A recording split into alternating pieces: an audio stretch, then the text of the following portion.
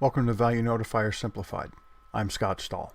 This is brought to you by Flutter Community, where you can find our GitHub, the Flutter Community Medium publication, Hump Day Q&A, which is live help every Wednesday via Zoom, and the Flutter Freelancers Virtual Office.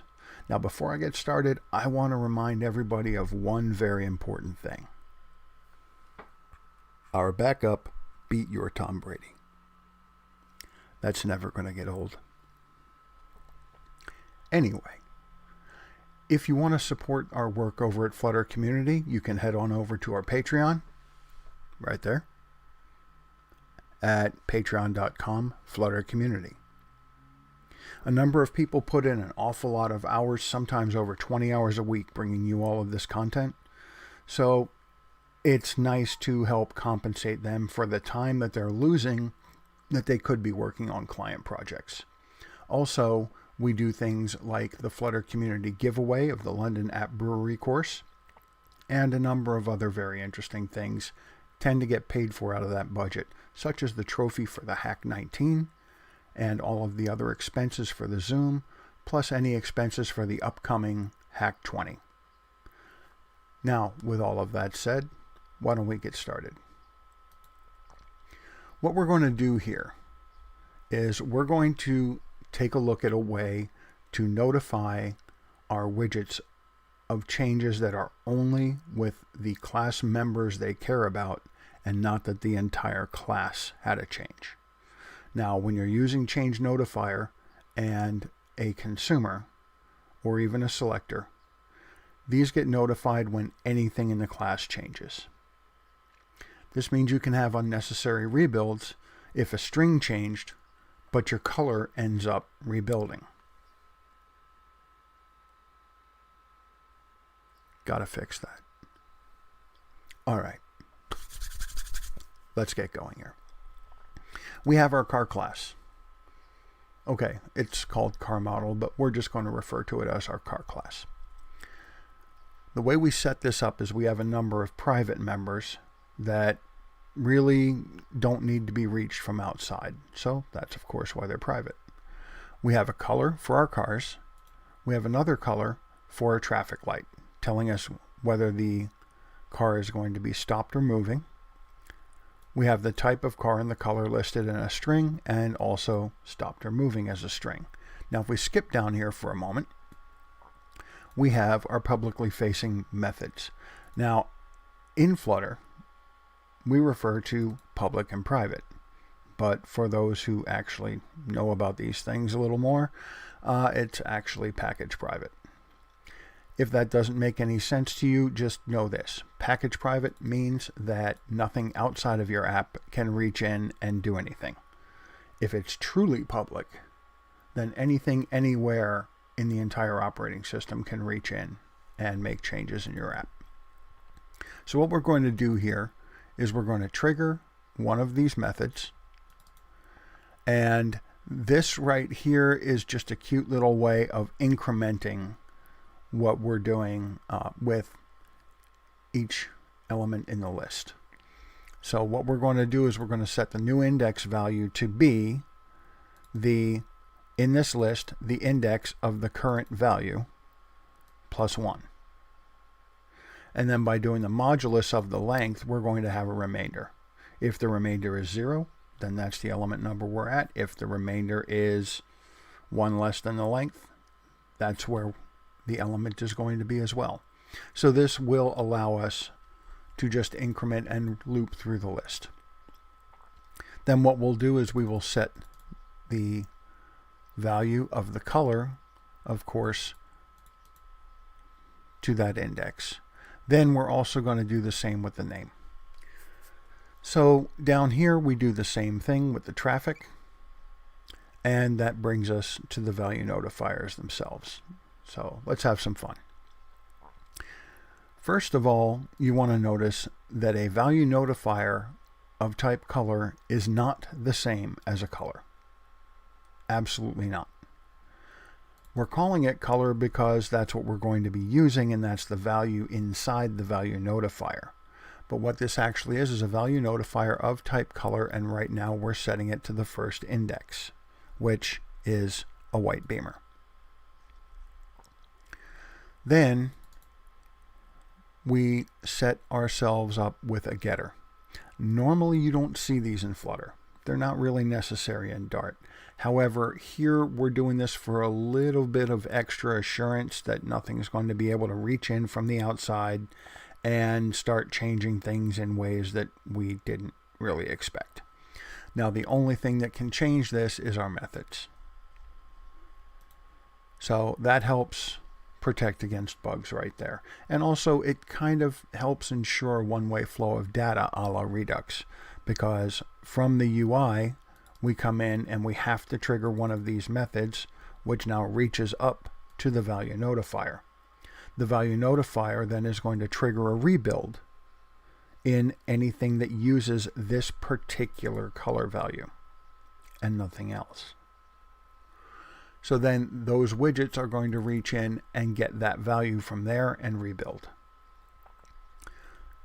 Now, there's an interesting little problem when dealing with provider, and that is that you can only provide one instance of any given type. Now, this is what makes it impractical to use with primitives. You can't really do very much if you can only have one string. Let's face it. The limitation here is not Remy's fault. Okay, Remy Rousselet. I hope I got your name right, Remy. But he is the author of Provider.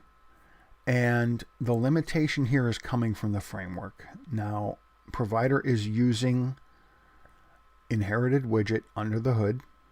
An inherited widget has something called inherit from widget of exact type. Notice I didn't say inherit from widget of exact instance. Okay, this has got to be a type.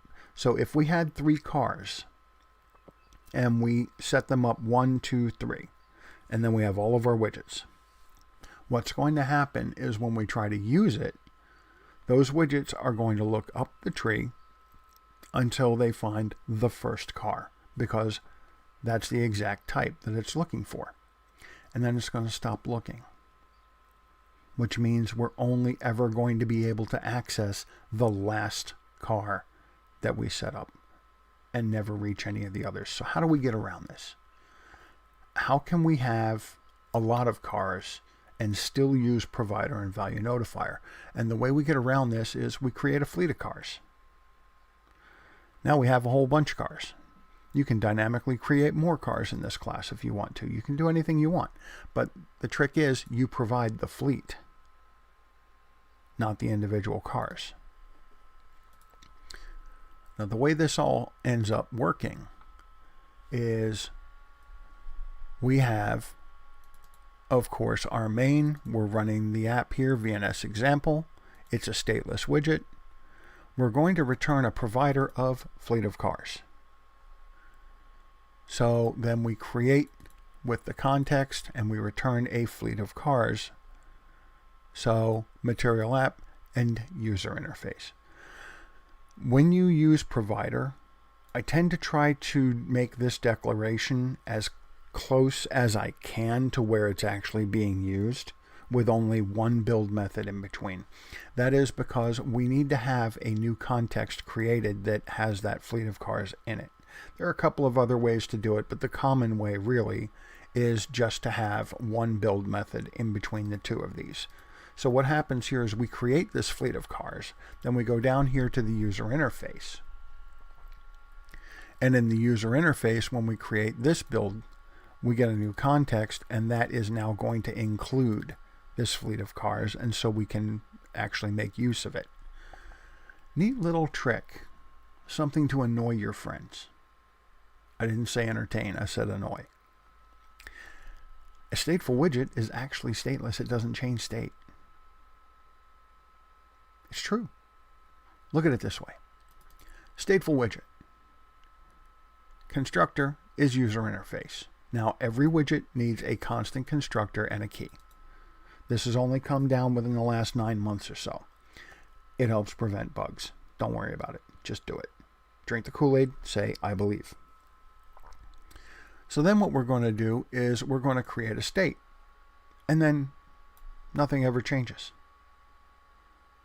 The state of the stateful widget never changes. It's the state of the state object that changes. So a stateful widget is actually stateless. It's the state that changes. And the state, here's where it gets really fun. You know how we told you everything's a widget? We lied. We lied. It happens. You'll get used to it. A state is not a widget. It's a state. One of the ways you can tell is it doesn't have a constant constructor and it doesn't have a key. So, just a little tip for you there. A state is not a widget, even though everything's a widget, but you also have to remember that a stateful widget is actually stateless because it never changes. Anyway, did you get that? I didn't think so. Moving on. When we run our build method, we're going to create an instance of our fleet of cars. So the way you read this is the final fleet of cars, called provided fleet of cars, is coming from the provider of the fleet of cars within this context. Final is because the object never changes, but the value of it can still change. If the value never changed, then it would be called constant. But in this case, it does change. But we will declare the final fleet of cars called provided fleet of cars coming from the provider of the fleet of cars within this context. Did you get that? Back things up and write it down. Moving on. Scaffold, column, sized box, all of this normal happiness. So what we're going to do here is inside of our row, we're going to want to have 3 columns with a couple of dividers. So in order to keep them even, what we're going to do is we're going to query the device within this context. And if you don't know what context is, if that's a little confusing, think of it this way. The context is the situation of all things in the universe.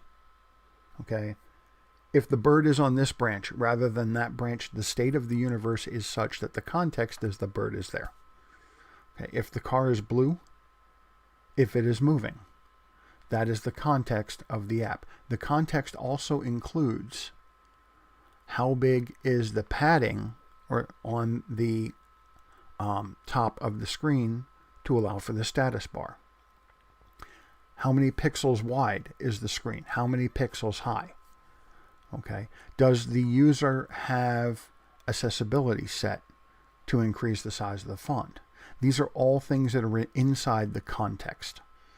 And this way, we can query the device within this context to check the size of the screen. In particular, we want the width. Then we're going to multiply that times 0.3, which is just a hair less than an actual third, because we're going to leave some room for a couple of vertical lines. And then we're going to space this whole mess evenly. So now we get into the column, and we can start with the first car. Now, the first car is going to be created with a ValueListenable builder. The ValueListenable builder is going to be listening for a type color. The actual ValueListenable, in other words, the ValueNotifier that it's listening for, is in the provided fleet of cars instance, which we made up here somewhere. There we go. Up here. Back down. And then within that instance, it's going to be car number 1, because there is an instance of car within our fleet of cars. And then it's going to go to the color ValueNotifier. Not the color itself, but to the ValueNotifier. Now this is kind of important. When you are using the value of a ValueNotifier directly, not like this, but directly, what you'll need to do is something similar to this.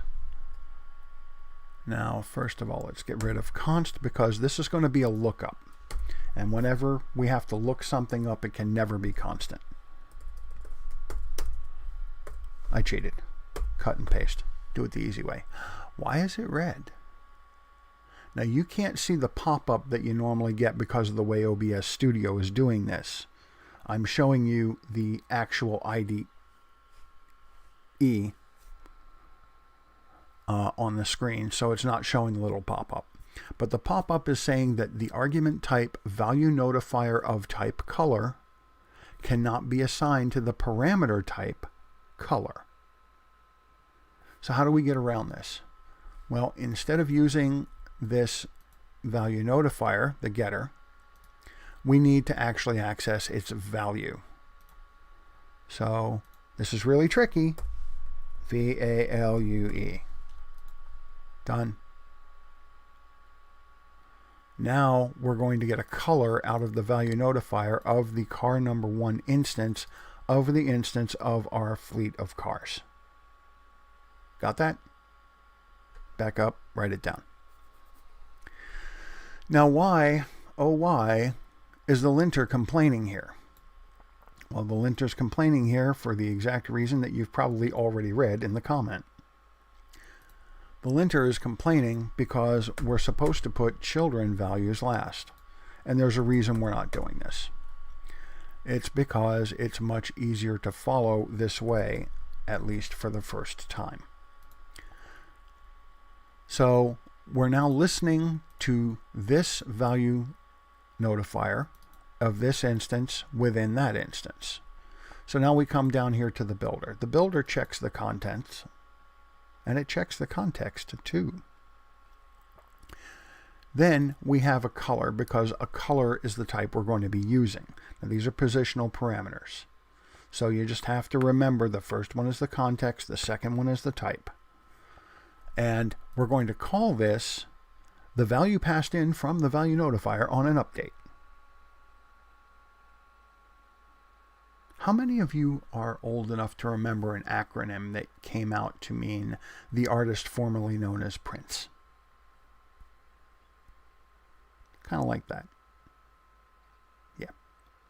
So anyway, the value passed in from the ValueNotifier on an update. That's what it actually is. Then we have the third positional parameter of type widget. It's always going to have to be a widget, although you can be more specific.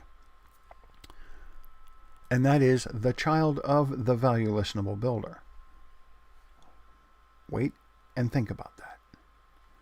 The child of the ValueListenable builder is up here. It is an icon. The particular icon is directions car, and it is black. Now this could be a great big list view with lots of things in it, and nested list views, horizontal and vertical, and very expensive. It could be a big expensive mess. Okay, and the thing is, when this rebuilds, we don't necessarily want to rebuild that whole big expensive mess. So what we do here is in the third parameter, we say this is going to be the child of what's rebuilding, and we don't want to bother with rebuilding it. We're just going to reuse what we've got. Okay. So then what's going to happen here is we will return whatever it is we return. And that is a floating action button in this case. Now the background color is going to be, of course, the value passed in.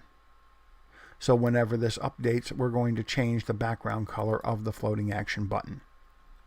In order to call the method, in this case, in an onPressed, you return the provided fleet of cars instance, car number 1 instance, and you call the method change car color.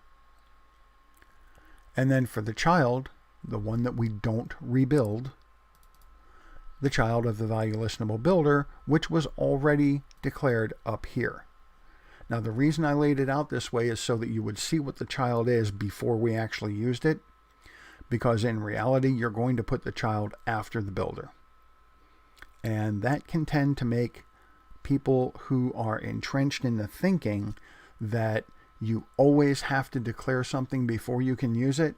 That'll make them nuts, because we're actually using it in the builder before we physically read it on the screen. But if you notice something, this and this right here are on the same level. They're indented to the same level. So technically you can rearrange them any way you want. Okay, they are named parameters of the same thing. But because the linter rules say this has to be last, we're going to end up having it declared below where we use it. Normally, when you're doing this, you will call the type and use the word value, and then the type of the child and the word child, unless you don't have a child, in which case you use an underscore, just to indicate that we're not using that parameter. And that's pretty much it. We close out the ValueListenable builder here. So what we're going to do now to show the words of what the car is, we're going to do the same thing again. We're going to create a ValueListenable builder of type string. We're going to be listening to the provided fleet of cars instance, car number 1 instance name right here. Then after that, we create the build context in the builder, or we use it. We have the value of the string, so it's string value, and we're not going to use any child. Why do we have this here if we're not going to use it? Well, because that happens if we don't put something there. So what we're going to do is we're going to put something here. Actually, that would just confuse the hell out of people, so please stick with normal convention and use an underscore. So what we're going to do here is we're going to return a text. The text is going to have a string. The string is just going to be value. When you're reading this code quickly, it's very easy to blow right past that. You have to remember that this is whatever is going to be passed in. This is the value that we're notified about on update right here. So that's what changes and triggers the rebuild. This is all normal text stuff, and then we're done. Now you might notice, you probably did notice, car1 name text has been rebuilt. For every single string in this example, and there are 6 of them, I have put this print statement. And the reason that I put it there is so that you can see that the builder function fires. You can see every single time this builder function fires. And you will see every single time any of the other builder functions fire that have strings. So there's a color one, and here is the one for car number 2 name text. So we have a bunch of these things. And when you look at it actually in production code, here's the way it's going to look. Your ValueListenable builder listening for type color has a ValueListenable provided fleet of cars instance, car number 2 instance listening for the ValueNotifier of type color, or called color, I'm sorry. That is listening and using the getter color. Our builder function is using the context, has a color, named color, which actually technically what I should do is call that value. Color that we're going to call a value, a widget that we're going to call a child. We're going to return a floating action button. The background color is going to be whatever our value is. Our triggered function returns the provided fleet of cars instance, car number 2 instance, change the color method. Then we're going to use the child. What child? Oh yeah, the one down here that we haven't looked at yet. This can make you nuts. Don't let the fact that it's flipped screw you up. So once again, we've got directions car, black 54, we're done. ValueListenable string, listening to the name, Same thing, value, we don't have any child. We're going to return a text. The value is our string. All done. It's that easy. So let's take a look at this actually in action. So here we have 3 white Beamers. Popular car. They're all stopped. Maybe they're broken down. No, we didn't create a Boolean for that. So anyway, what we want to do now is the first thing we want to do is we want to stop this from running because that was left over from another time when I was using this. We need to run this again.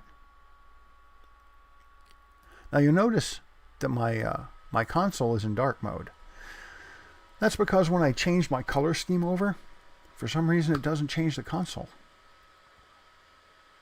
And as silly as that is, it actually has given me something to talk about while we're waiting for Gradle to rebuild, because I can't go run off and get coffee the way I usually would. Yes, yes, yes. Let's dump all that so that we can see what's going on here. Now, once again, we've got 3 white Beamers.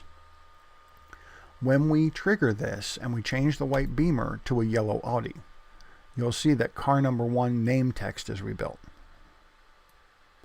Nothing else rebuilt. Now car 1 is moving, but nothing else rebuilt. All right. 2 name, 3 moving, 3 name, 3 name again, 3 name again, 2 moving. That's the important point here.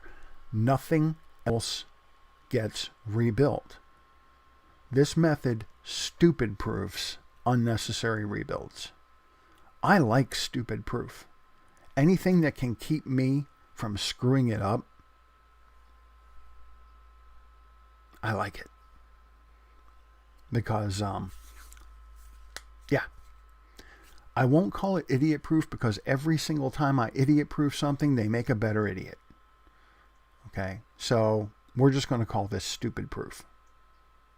And with that, we're done. It's that easy. So if there's any other part of this that you want to go back over again, well, that's why I made it a video. And remember, if you like this video, if you like the Medium publication, if you're benefiting from everything else that Flutter Community does, please consider becoming one of our patrons. Again, at patreon.com/Flutter Community.